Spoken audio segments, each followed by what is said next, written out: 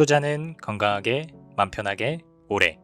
안녕하세요. 캐빈베스만 허정욱입니다. 오늘은 바로 오늘 공시로 올라온 내용인데요. MS 오토텍이라고 하는 기업의 교환사채 발행에 대한 정리를 조금 드려볼까 합니다. 이 교환사채가 굉장히 특이하게 발행이 되는 상황이고요. 세 가지의 교환사채가 동시에 발행이 됩니다. 하나는 4월 15일 기준으로 공시가 되고 하나는 4월 16일자로 이제 공시가 되는 건데, 교환사채라는 것 자체가 그렇게 자주 등장하지도 않는 금융상품이거니와 이 교환사채가 3개가 연달아 발행되는 경우도 거의 없고요. 그리고 표면적으로 보이는 교환사채 관련된 조건들, 교환 대상 등등등 이런 것뿐만 아니라 그 안에 숨겨진 이 디테일한 그 이면의 내용들을 제가 따라가다 보니까 MS 오토텍의 주주분들, 그리고 MS 오토텍에 투자하지 않고 계시는 분들이라고 하더라도 이런 기업이 또 있네, 이거는 정말 조심해야 되겠다라고 하는 것들을 전달을 드리기 위해서 오늘 영상을 찍고 있습니다. 촬영일자 4월 16일입니다. 바로 화면으로 가시죠. 지금 이제 표면적인 공시 34회차, 35회차, 36회차 교환사채 내역들을 그냥 캡처를 해왔습니다. 다 3호 교환사채고요. 금액들 보시면 34회차가 490억 빌리는 거고요. 35회차가 1200억 빌리는 거고요. 36회차가 300억 빌리는 거예요. 그러면 총 합쳐서 대략 2000억 정도를 땡긴다라고 하는 거죠. 그러면 MS 오토텍이 시가총액이 2000억 정도 되는, 작다고 하면 작은 회사지만 또 그렇게 엄청 작은 회사도 아니에요. 근데 그리고 자산 전체 총계만 보더라도 1조 이렇게 되는 회사거든요. 근데 도대체 어디에 뭐가 필요하길래 2000억씩이나, 그것도 3가지의 교환사채를 발행해서 땡겨야 하는 상황이냐, 이게 궁금해지는 상황이죠. 일단 다음 페이지로 넘어가기 전에 제가 교환사채가 뭔지에 대해서 잘 모르시는 분들을 위해서 한번 더 설명을 드려볼게요. 많은 분들이 교환사채랑 전환사채를 좀 헷갈리시는 분들이 많아요. 자, 전환사채부터 갈게요. 전환사채는 채권자가 회사한테 돈을 빌려줍니다.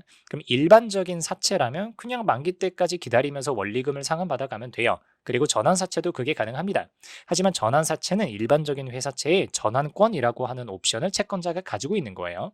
그럼 채권자가 전환권이라고 하는 옵션을 행사하게 되면 어떤 일이 벌어지느냐? 내가 빌려줬었던 그 1000억을 사전에 정해진 가격에 그 회사의 보통주, 신주로 전환받아갈 수 있는 권리, 요거를 전환권 옵션이라고 하거든요. 그게 붙어 있는 거예요. 영어로는 convertible bond라고 하고요. 사실상 기업의 유상증자에 미리 참여하는, 채권의 형태로 미리 참여하다가 나중에 때가 되면 보통주, 신주로 받아가는 그런 형태를 전환사채라고 하고요. 교환사채는 되게 비슷한데 좀 달라요. 교환사채는요, 빌려주는 건 똑같아요. 근데 교환권이라고 하는 옵션이고요. 이 교환권이라고 하는 옵션이 행사가 되게 되면 사전에 정해진 교환 대상을 사전에 정해진 가격에 교환받아갈 수 있는 거예요. 그럼 얼핏 들으면 교환사채랑 전환사채랑 되게 비슷해 보이잖아요. 자, 근데 어떤 거를 받아갈 수 있느냐에 따라서 많이 달라집니다. 전환사채는요, 무조건 전환의 대상이 그 회사 신주입니다. 유상증자를 해야 돼요. 근데 교환사채 같은 경우는요, 교환 대상이 그 회사가 이미 발행해 놓은 주식 중에서 자사주로 지급이 나갈 수가 있고요. 아니면 아예 그 회사 주식이 아니라 그 회사가 들고 있는 다른 회사 주식을 받아갈 수 있는 거, 그걸 교환 대상으로 가져가는 게 교환사채입니다. 그래서 쉽게 말하면 빌려준 금액에 대한 대가로 원리금 상환 말고 다른 걸 받아갈 수 있다는 점에서는 전환사채랑 교환사채가 똑같지만, 전환사채는 신주 발행을 통해서 자본금, 자본잉여금이 아예 늘어나는 상황이라고 한다면, 교환사채는 신주가 발행되지 않습니다. 이미 발행된 그 회사의 주식이나 아니면 그 회사가 들고 있는 다른 법인의 주식을 받아갈 수 있는 거, 그게 교환사채라고 이해를 하시면 될 것 같아요. 그러니까 더더욱 특이한 거죠. 신주 발행을 하는 게 아니고 뭔가 다른 걸로 교환받아갈 수 있는 거가 2천억어치가 지금 발행이 됐다는 얘기예요. 그럼 뭐가 필요할까? 한번 넘어가 볼게요. MS 오토텍 제 34회 교환사채 내역입니다. 제가 34회, 35회, 36회 각각 따로 한번 봐드릴 거예요. 34회는 490억, 한 500억 정도 빌립니다.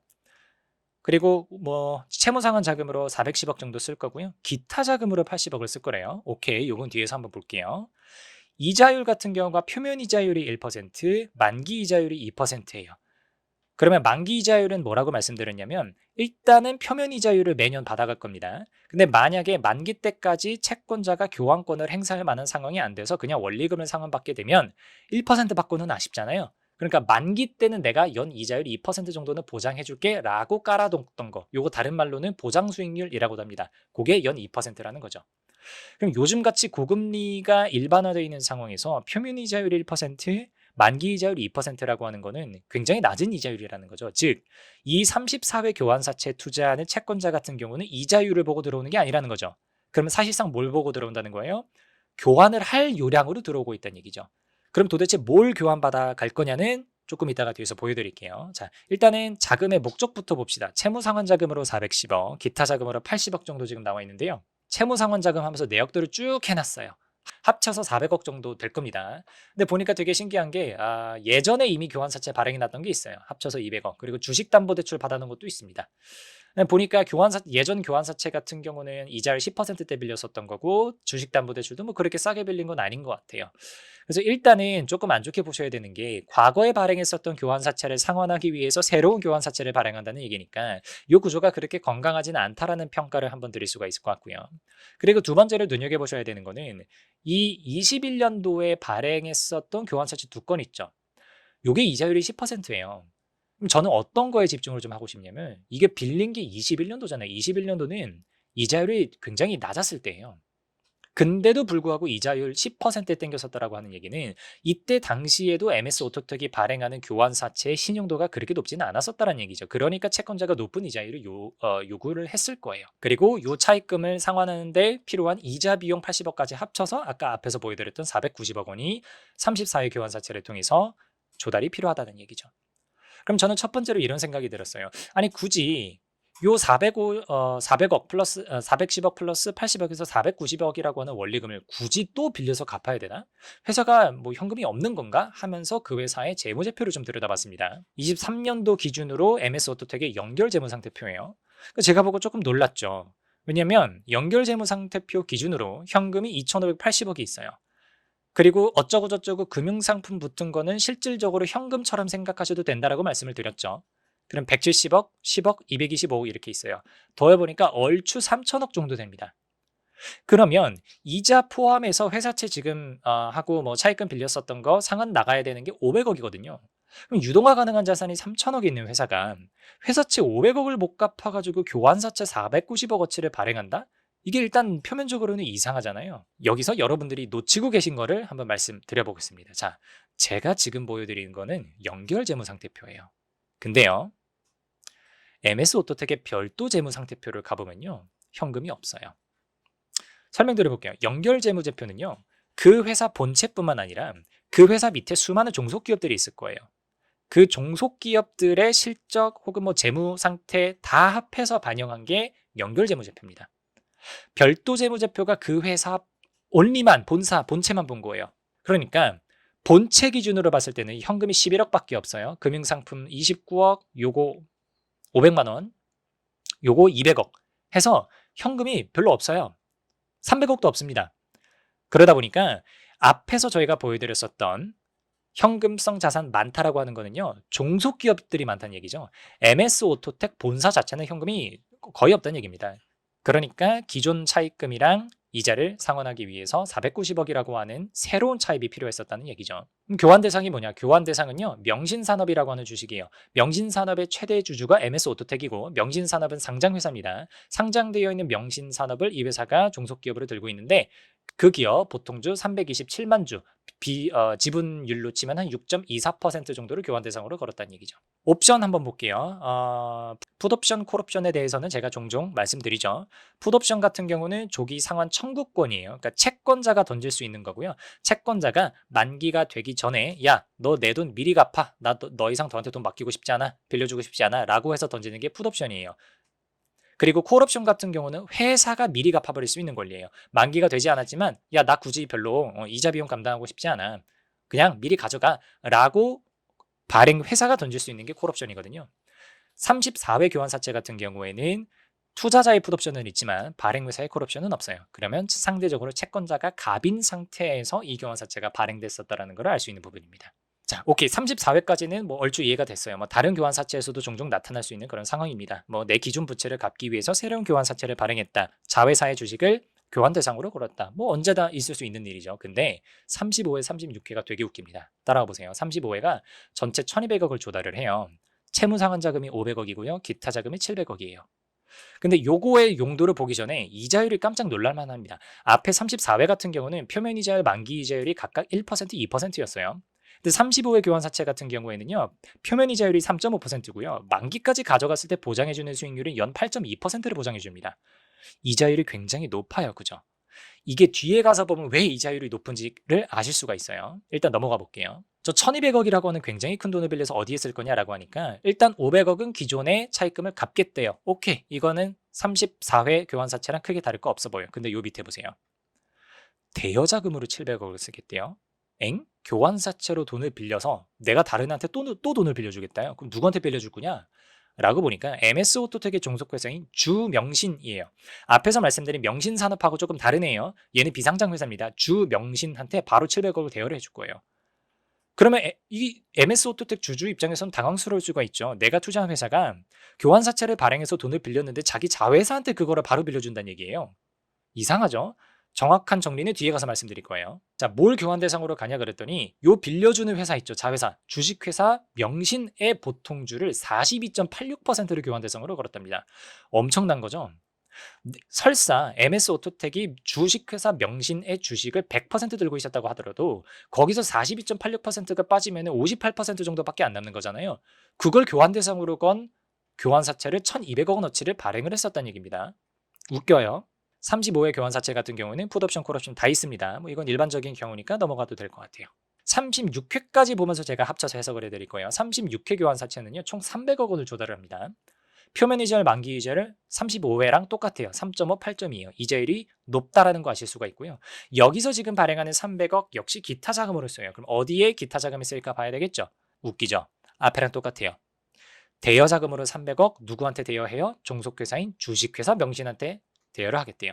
그럼 앞에 700억, 여기 300억이니까 주식회사 명신한테 총 1000억이 대여가 들어가겠다는 얘기죠. 그거로 MS 오토텍이 자기가 돈을 빌려서 주겠다는 얘기예요. 그리고 역시 교환 대상으로 주식회사 명신의 보통주를 걸었습니다. 10.71%를 교환 대상으로 잡았어요. 투자자가 300억과 그거에 해당하는 이자를 받아가는 것 대신에 주식회사 명신의 주식 10.71%를 받아갈 수 있다는 얘기죠. 풋옵션, 콜옵션 똑같이 있는 거는 확인하시고요. 자, 그럼 여기가 핵심입니다.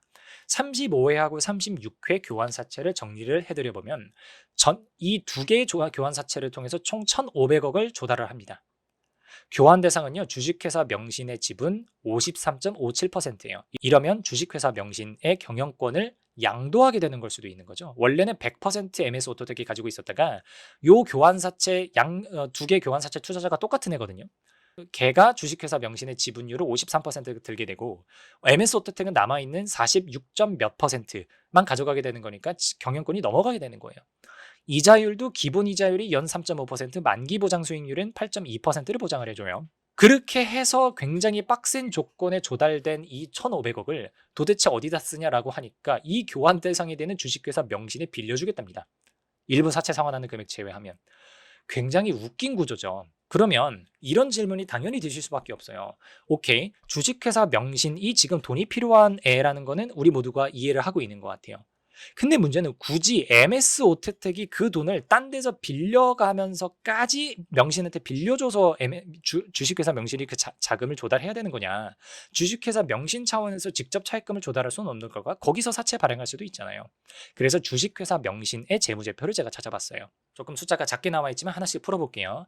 여기 보이시는 게 자산 내역이고요. 여기가 자본이랑 부채 나와 있고 오른쪽에는 손익계산서예요. 주식회사 명신은요, 전체 자산 총계가 3,094억 정도 되는 회사입니다. 근데 자본이 453억밖에 없어요. 부채가 2,640억입니다. 그럼 부채 비율이 583%예요. 그리고 자본 쪽에 보시면 이익잉여금이 여기 괄호로 되어 있죠. 이거 마이너스라는 얘기거든요. 그럼 결손금이라고 하고 이거는 적자가 쌓여있다는 얘기예요. 쌓여있는 적자, 즉 누적 결손금이 837억 원입니다. 손익계산서를 가보시면 영업 손실은 작년에 375억 손실이 났고요. 순손실 기준으로는 500억어치 535억의 단기 순손실이 발생을 합니다. 앞으로도 손실이 날 것 같아요. 그저 느낌상. 근데 자산으로 가서 보시면 회사가 들고 있는 현금 및 현금성 자산 39억밖에 없습니다. 이 상황에서 주식회사 명신이 돈이 필요하다라고 해서 여기서 차입금을 땡기게 되면 어떤 일이 발생하냐면 일단 빌려줄 애도 없을 거예요. 그 어떤 은행이 이러한 재무 구조를 가지고 있는 기업한테 돈을 빌려주겠습니까? 안 빌려주죠. 빌린다고 하더라도 주식회사 명신 입장에서 굉장히 불리한 조건에 돈을 빌려와야 했을 겁니다. 그리고 빌려온다고 하더라도 자기가 갚을 수 있다는 보장이 없고요.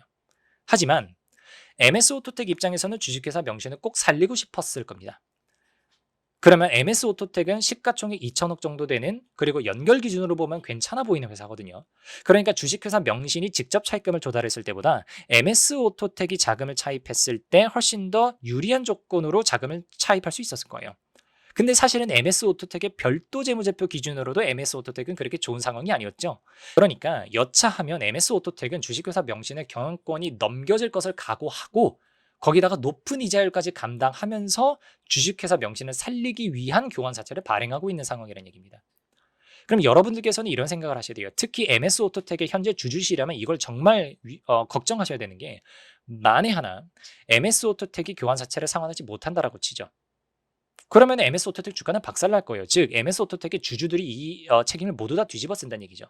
그럼 한번 생각해 보세요. MS 오토텍이 이 지금 교환사채를 상환할 수 있는 상황일까? 상환해서 자기 사업에 써가지고 부가가치가 창출되면 괜찮죠. 근데 그 상황이 아니잖아요. 자기 종속회사인 주식회사 명신한테 빌려주는 거잖아요. 그러다 보니까 어떤 게 돼요? 명신이 MS 오토텍한테 그 대여금을 못 갚아버리면 MS 오토텍이 자기가 갖고 있는 현금으로 이 교환사채를 상환해야 되는 게 되는 거예요. 3회, 그러니까 34, 35, 36회 교환사채 다 합하면 2천억이잖아요. 그걸 혼자 상환해야 돼요. 근데 앞에서 보시면 MS 오토텍이 연결 재무제표 기준으로는 괜찮은 회사로 보였을지 모르겠지만 본사 자체, 별도 재무제표 기준으로 봤을 때는 현금이 거의 없는 회사였죠. 그럼 이거 못 갚는다는 얘기입니다. 그거를 다 알고서도 그저 주식회사 명신을 살리기 위해서 MS 오토텍이 어떻게 보면 자신의 신용도를 희생을 한 거고, 그거의 피해, 그거에 대한 책임은 여러분들, MS 오토텍이 주주 여러분들께서 다 짊어지셔야 되는 상황이 되는 거죠. 이게 지난 15일, 16일 동안 공시가 됐었던 제34, 35, 36회 교환사채를 정리한 겁니다. 표면적으로는 뭐 오케이, 자회사 주식들을 교환 대상으로 걸고 돈 땡긴다, 뭐 그거야 있을 수 있는 일이죠. 뭐 기분이 좋지는 않습니다만 있을 수 있는 일입니다. 하지만 그 이면으로 들어가 보니까 상장기업인 MS 오토텍의 주주들을 전혀 신경 쓰지 않고 그저 밑에 있는 주식회사 명신을 살리기 위해서 굉장한 무리수를 던졌다는 것을 여러분들은 꼭 인지하고 가셔야 되는 거죠.